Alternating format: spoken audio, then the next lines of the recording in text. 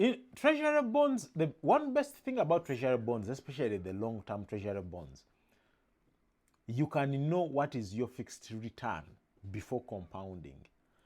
What do I mean? Let's use a simple money, 10 million. If today I go and I buy a 15-year bond of 10 million, I know every single year it's going to make me a net return of 14.2%.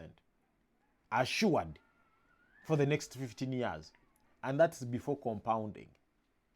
If I compound that money, I know that return will increase. What does that mean? It means if I start with 10 million and every time they pay me my coupon, I reinvest that coupon. In 5.5 years, my 10 million will be now 20 million in treasury bonds. In 10 years, it will be 40 million.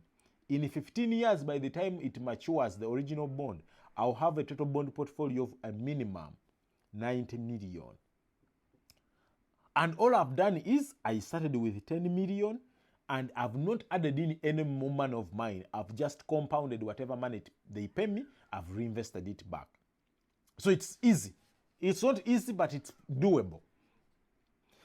When you look at it from a loan, if you have to invest using the loan and it's reducing balance, your question is, what is my effective interest rate? Effective interest rate is not your 13%. Effective interest rate is, what is the total interest rate I'm going to pay throughout the 5-year period? What is that percentage? If I divide it by 5 years, what is that percentage interest I'm paying for the loan I took? With a reducing balance loan, that effective interest rate always comes down. It comes down by a minimum of 400 basis points, right? So if you're borrowing at 13.1%, that interest rate will come down to close to 9%, 9.1. So it's worth it. So the other way you have to look at it is to say, if I have 10 million, right? And in 5 years, it's going to grow up to, if I compound, to 20 million, or let's say 18 million, right? If I've compounded that money. But this 10 million, I borrowed it. How much money would I have given back in loans? That if I calculate the factor, I would have paid back 14 million.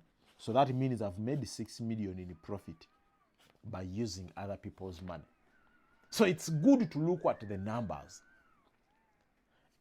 If I have a loan, someone who can lend me at a reducing balance of 13.1, I will borrow right away.